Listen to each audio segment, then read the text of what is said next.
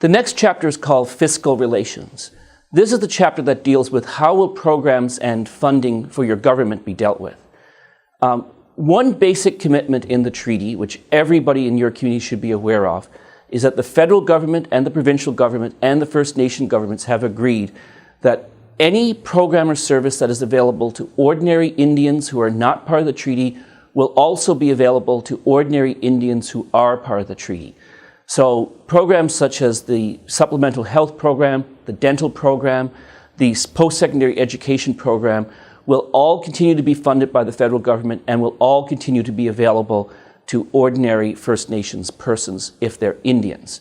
Now, of course, if the government changes their approach for other Indians, then they may also change their approach for you, but this has nothing to do with the treaty.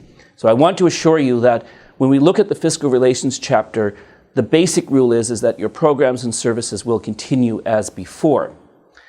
The way that the Fiscal Relations chapter is expected to work is that there will be an outside of treaty agreement negotiated that will carry on from time to time, where the federal government will provide funding to the First Nations government to deliver services that are defined in the agreement.